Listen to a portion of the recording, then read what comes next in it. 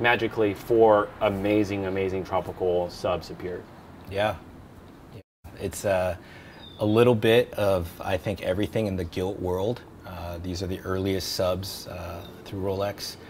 We start here on this end with the 6538, also known as the James Bond or the Big Crown. It's a 4-line iteration. Very cool patina on that dial. Also very radioactive.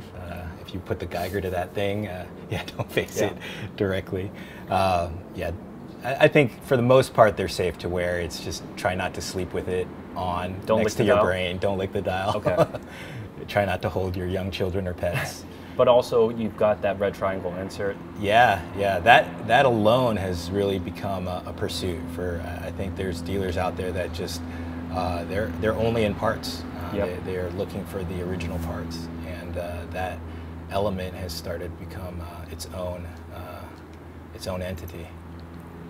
A beautiful piece. So next here is also a very historically significant Submariner. It's a square crown guard case, the earliest of the 5512s. Okay. What's really interesting about this one is that it bears no depth rating on the dial. So it's also got a funny loom on the hands, as you can see there. Mm-hmm. And I acquired this one through Jacek. He believes that it was original that way, and you know, as you and I have discussed, is like, you know, they didn't have the same supply chain management that they do today. You know, Rolex kind of did funny things, and these two watches are actually both from 1959, and you see how different they are, even though they're part of the Submariner line. I think that might be the most interesting years for Rolex. Yeah. All the watches that kind of came out. Late 50s, early 60s. Yeah, I agree. Also, and red triangle. Yeah, I was going to mention that. So that's also got a red triangle bezel insert there. Also very desirable and only available on the earliest iterations of the Submariners. And I think the story goes, these were the ones that were later modified into the Eagle Beak variation of the case. So a few of those, also very rare 5512s, also exist in the same serial range. This one happens to be in the high 477,000, and then the Eagle Beaks are typically the mid 478s. But yeah, it's a great example of that particular watch, and very strong case, but beautiful, also highly radioactive. I had noticed the radium, yeah, both of these. Before I saw you, you never really had three eyeballs, right? I mean, that's new. Yeah, these watches I wear sparingly. Yeah. So this next piece, I have seen this piece before. It was, I believe this is a complete set with a very interesting story. We just spoke with Jacek, and he alluded to this watch. Yeah. About not wanting to undershort the guy that he paid it for. Yeah. The story behind this one, I think Jacek, in concert with some dealers in Europe, tracked this watch from the original owner and migrated it to San Francisco. The story here is that the watch belonged to a Royal Navy diver that basically had it with him for pretty much 50 some odd years, and it's a really great example of the watch. But I think what made it even more elevated in terms of interest from me is the story. You know, he kept all the dive logs. He kept pictures of the ships he served on. After his military career, he was also involved in like wreckage diving, and he's got logs of that. And it's really cool because I think, you know, as with all of these watches, there's that story before my acquisition, and there's going to be the story after, right? And although we can assign it value from a dollar standpoint, to me, I think the even more interesting story is that somebody looked down on this as an important component of not just their job, but of their life. Yes. You know, and if that person were to depart with it, it must have been for a very important reason. Sure. And I think in these cases, these are to finance the next generation of their life, you know, the next steps. And I think when he acquired that watch, it was very much because it was a very important part of his job. Right. And it needed to be reliable. It needed to be able to serve its purpose. And I'm sure he wore it every day. And it's obviously traveled the world. And it's just that I have this piece now in my possession, and I know the story behind it. It really adds value to my ownership experience. My only thing that I would say is a downside is I looked through those dive logs that you showed me earlier, and it had your name on it, and it said Maui, scuba diving, something. Yeah, it's the bar at the JW Marriott. Yes, 20 feet. Yeah, I wouldn't even put these things underwater. I mean, they are in most cases pressure tested, but yeah, they're not going to.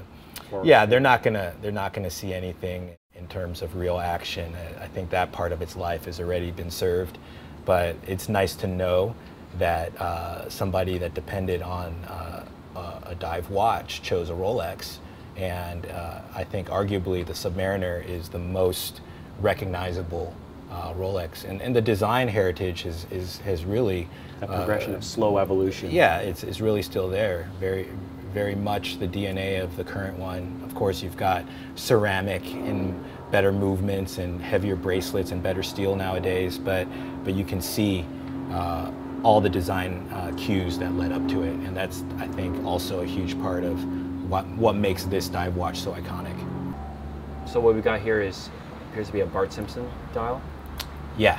So this would be towards the end of the gilt lineup for the 5513s, and after this, they're pretty much migrating to the Meter's first iteration of the Mad dials. So this would be mid 60s era, and yeah, Bart Simpson, because you look at the coronet and it looks like the top of Bart Simpson's hairstyle, exactly. Yeah. So that's where that moniker comes from. But I really fell for this watch because of the way it looks. I mean, you see that perfect, the bezel insert has got a really clean gray charcoal hue, and then also the dial, it has aged in such a way that it looks very appealing because of how even it is, the way it's patinated. And yeah, I think that's really I don't want people to get the misconception that all gilt dials look like this, because of the volatility of the radium, or the compound that was used. Mm-hmm. And I know it was a mixture of different things, mm-hmm. zinc sulfide, etc. Yeah, these would be zinc sulfide. They really glow bright. Right. Yeah. I think there's this misconception that you're going to see gilt prices all over the range, and it's largely because most of them, the lume breaks off and it gets on the dial, it's corrosive, it eats away at the finish. Right. And in some cases, that can lead to a pleasing look. Yeah. And that's really up to the eye of the beholder, right? That's like that in itself, that's where I feel like these pieces then become art. Yeah, it's definitely due to the fact that it's existed in under different circumstances, and everything plays a role. The UV exposure, the heat, the humidity, the lume structure, as you mentioned. I think the radium is very aggressive in some of these watches. In the case, going back to the 6542, it's almost a matte finish. Right. Because you see the gloss has been almost completely eaten away. And then you can start to see that happen right here in the 6538. And you can see that these two survived a little bit better. But I believe you're correct. It's all a component of where the watch was worn, how it was used, and how long it avoided Rolex service centers. One of the funny things that Jacek said was, the key difference really between a collector and a dealer is that a dealer doesn't fall in love with his watches, right? Yeah. And it's very hard for me to argue why I wouldn't fall in love with any of these pieces. Are these pieces that permanently in your collection? Would anything go? I'm not saying specifically, but is there a goal to your collection, or is it how you feel? And that's a great question. I think I have to fall into a little bit of both camps. I think that in my case, some of these pieces it's the end game, and some of these pieces it's a means to the end. There's always that next piece that may require me to give up something previously more important, right? More blood. More blood, exactly. Yes. And I feel that, again, these are watches that are important to me, but are also, hopefully, the guy that will own them next also has that same level of about me? Yeah, maybe you that appreciation and understanding. Sure. Otherwise, you wouldn't be hunting this, right? Right. You know, you put any of these watches next to the current model, on face value, Right. the current model is shiny, it's new, it's more accurate, it's going to be more robust for diving. It doesn't share the same historical significance. I think that in order to value this, you need to really understand that element of why it's important in the story of Rolex, and also why it's important to you as the new owner. And I think that to connect those two halves, it takes a little bit more. But everything has its place in my collecting journey. I think it's very hard to say that it's going to be, you know, me to the end. I think it's going to have to be something that I am going to own, enjoy, and cherish for a period, and then, you know, maybe have to separate with, but hopefully replaced with something of even more importance to me as a collector. It makes sense. Yeah. So I won't lowball you right now. So Josh, we've got 3 more magical pieces that just appeared. Gilt variants, GMTs. Why don't we start off with this pretty fuchsia you got here? Yeah, so this is a 1675 gilt with the pointed crown guards. This would be I think early 60s. But something like it this. looks like Yeah. someone put an extra line of text here. Yeah, this is significant because it's a Serpico Elino dial. And it also has on the case back the inscription SNL Acero, denoting that the case is also from a Serpico watch. And for those that don't know, can you explain the Serpico? Yeah, so reference? Serpico in Venezuela was like a luxury jewelry dealer, and they carried Rolex among other things, and would stamp the dials. The organization, I think, became defunct in 1966, I believe.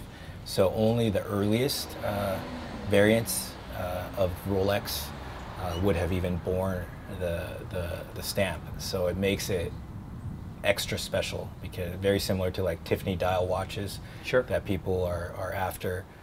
Those existed far longer. With their relationship with Rolex ended in 1993, Tiffany. Right. So the Serpico variant is a much rarer iteration of what would be known as a double name.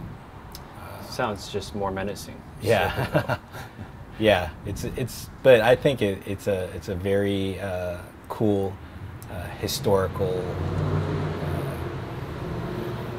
indicator of a relationship Rolex once had with a third party. Well, I mean, that's the low-key flex, right? You're like, It cool is. Tiffany dial, Yeah. double C dollar, but Collectors go wild for that. Yeah, I think you know, that element of, you know, just that extra bit, you know. It's that's not even taking away anything from the condition of the case and the bezel insert. yeah, very original lines on that guy. This is Definitely. one of my favorite pieces, just simply because chaptering 1675, you got the eagle's beak. Yeah. Tell us a little bit about this. So those OCC dials. Oh, I didn't even know it's OCC. Wow. Yeah, that's an OCC dial. Yeah, so this, and I think you had one earlier this year, I and did. it's a very rare iteration of the 1675 because it's missing that superlative line of text on the dial. So this dial variant looks more similar to the 6542, but because of the movement and the case size, it's not the same. Right. So this particular iteration is found in the low 500,000 serial range, typically. Very early, 1960, yeah.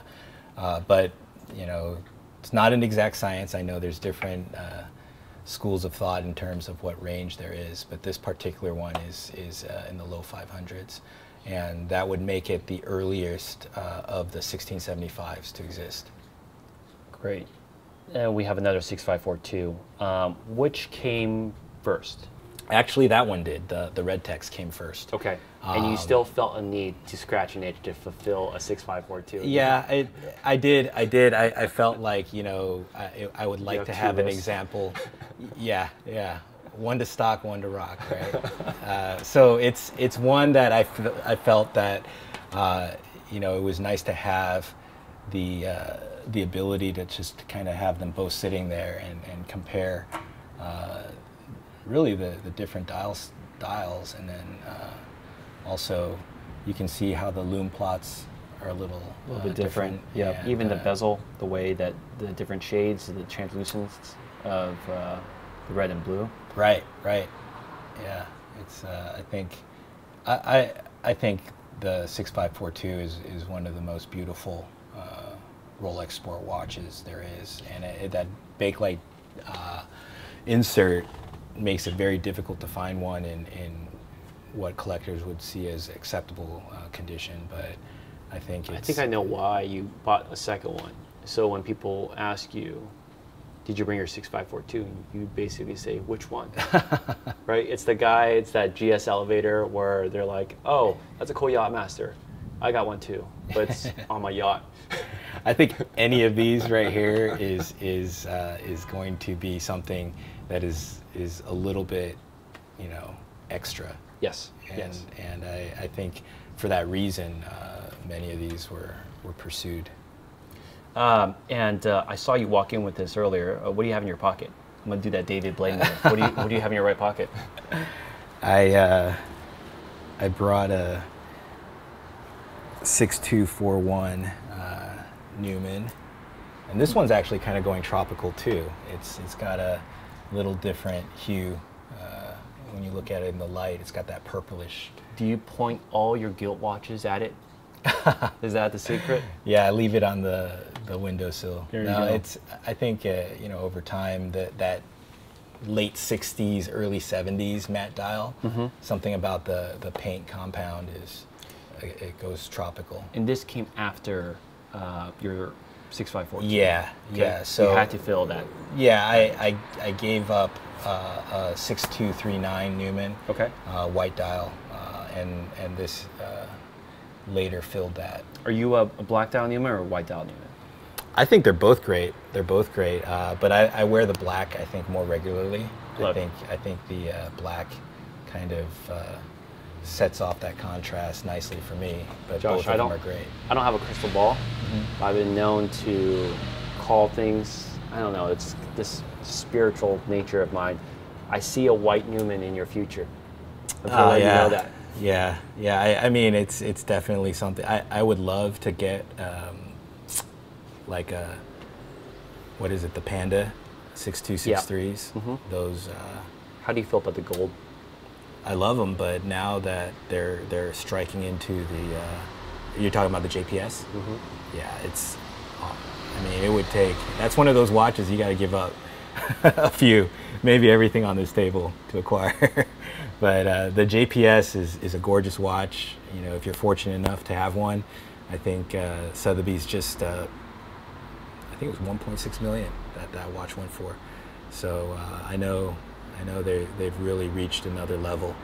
But gold, I think 6263s and 6265s are still relatively attainable. I think that's got to be a value proposition right now, because Sure. those are way more scarce than the steel iterations of those pieces.